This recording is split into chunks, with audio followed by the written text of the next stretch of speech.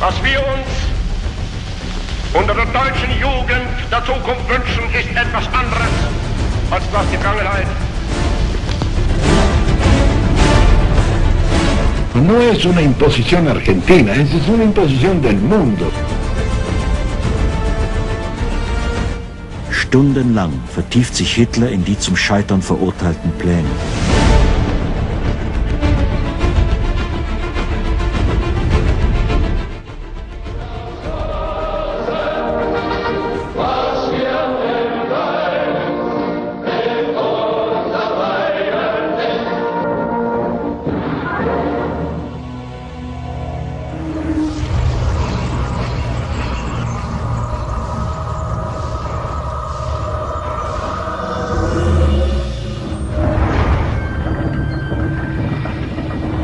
No final do século XIX, a Argentina era o país que mais crescia na América Latina. Buenos Aires já contava com mais de 1,5 milhão de habitantes. Devido a esse crescimento estrondoso, surgia no país o sentimento de transformar a Argentina numa nação hegemônica na América do Sul. O país precisava de espaço vital para manter o crescimento econômico e de um porto marítimo em águas profundas para receber embarcações de grande calado. O litoral argentino não oferecia estas condições. A melhor saída seria a conquista do sul do Brasil. O sul do Brasil esteve sempre na mira por integrar o espaço europeu da América do Sul, raça branca e clima temperado. Em setembro de 1889, a Argentina tentou ganhar este território após acordo entre os dois governos. Porém, o acordo não foi aprovado pelo Congresso Nacional. Com a falha do acordo, somente após o início da Segunda Guerra Mundial, o governo argentino voltou a ter planos de conquista da região sul do Brasil, desta vez com a participação secreta do Terceiro Reich. Logo que nomeado chanceler, Hitler criou um departamento especial dedicado à colonização na América do Sul, incentivando a imigração alemã para a Argentina, principalmente de antigos combatentes, além de enviar agentes nazistas para o estudo de espanhol e português, bem como aprender a cultura e economia dos países da região. O departamento passou a funcionar em estreita ligação com o Instituto Ibero-Americano em Berlim. Na década de 30, o Brasil era o maior fornecedor de algodão, café e borracha para a Alemanha. O país possuía uma comunidade germânica na região sul de quase 1 milhão de pessoas. 1 em cada 4 habitantes de Santa Catarina era alemão nato, e 1.200 escolas em Santa Catarina e Rio Grande do Sul eram mantidas com recursos da Alemanha nazista. O fato de serem cidadãos pelas leis brasileiras pouco interessava Hitler, que os considerava cidadãos do Terceiro Reich. No final da década de 30, segundo o IBGE, 600 mil brasileiros natos usavam o alemão como o idioma principal e liam somente jornais em língua alemã, que se transformaram rapidamente em propaganda de incentivo para criar a quinta coluna nazista, a NSDAP, sigla alemã para o Partido Nacional Socialista Brasileiro. O governo brasileiro, então, proibiu a circulação de jornais em língua estrangeira, organizações culturais, educacionais e similares no país, entre eles o Movimento Integralista Brasileiro, comandado por Plínio Salgado.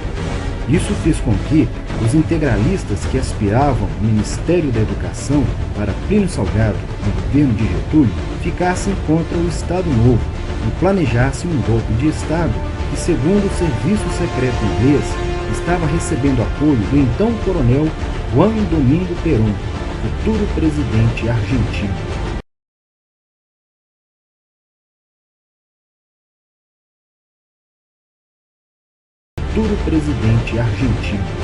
No início da guerra, os aliados informaram ao governo brasileiro que o presidente argentino Ramon Castilho já havia decidido manter sua neutralidade e o apoio velado ao Terceiro Reich, em troca de uma aliança militar com Hitler para consolidar o país platino como potência hegemônica na América do Sul. Logo após, em Roma, Hitler levantou o assunto com Mussolini mostrando seus planos de expansão no Brasil, que dispunha a transformar em poucas décadas em um estado germânico. Na mesma oportunidade, o almirante William Canaris, chefe do serviço secreto alemão, persuadiu a Mussolini a ajudar financeiramente a atividade nazista no Brasil. Em 1942, o representante do governo argentino, Juan Carlos, teve uma reunião secreta em Berlim com Heinrich Himmler, chefe das SS, e von Ribbentrop, ministro das Relações Exteriores de Hitler, onde foi discutido o envio de armas e munições para o exército argentino. Em 1943, o coronel Juan Perón, centro das decisões no governo de Pedro Pablo Ramírez, discursou na Universidade de La Plata, onde insinuou que o destino da Argentina dependia da vitória da Alemanha. O presidente norte-americano Franklin Roosevelt e o primeiro-ministro britânico Winston Churchill propuseram sanções econômicas contra a Argentina, mas os exércitos aliados ainda dependiam da carne, couro e trigo argentinos. Isso fez com que as retaliações ficassem para mais tarde. Roosevelt, então, escreveu ao governo brasileiro sobre a ameaça da Alemanha, que desenvolvia aviões bombardeiros capazes de alcançar a América do Sul, bem como planos para provocar uma guerra civil nas áreas de colonização germânica no sul do Brasil, como motivo principal para a intervenção nazista no país. Vários grupos nazistas no sul do Brasil foram presos pelo governo, apoiado por informações do Serviço Secreto Inglês e do FBI. Uma vez desbaratada a rede nazista no Brasil, Hitler passou a concentrar suas esperanças na Argentina, onde o Serviço de Contra-Informação alemão recebeu a proteção e apoio de Juan Domingo Perón. O presidente norte-americano sugeriu a Getúlio que melhorasse as defesas na fronteira do sul do país e no litoral capixaba, devido à grande quantidade de areia monazítica usada na construção da bomba atômica que os nazistas desenvolviam. Durante a guerra, foi descoberto pelo Serviço Secreto Britânico um mapa que dividia a América do Sul entre Brasil, Argentina e Chile, que teriam seus territórios aumentados, e mais o restante dos outros países sul-americanos, que formariam a Nova Espanha, tendo Buenos Aires como capital política da América do Sul. Os nazistas alegaram que o mapa havia sido forjado pelo Serviço Secreto Inglês. A ameaça de desembarque alemão no continente sul-americano incomodava os aliados, que eram dependentes de materiais estratégicos vindos do continente, bem como impediria os Estados Unidos de participarem da guerra na Europa. Essa ameaça só foi desfeita após os aliados vencerem os nazistas na África do Norte e se estabelecerem no continente africano. Em abril de 1945, a Argentina se viu forçada a declarar guerra ao eixo. Após o final da guerra, Estados Unidos, Inglaterra e União Soviética impediram a Argentina de fazer parte da ONU. Mais tarde, os países latino-americanos intercederam a favor da Argentina, que após muitas negociações passou a integrar a Organização das Nações Unidas.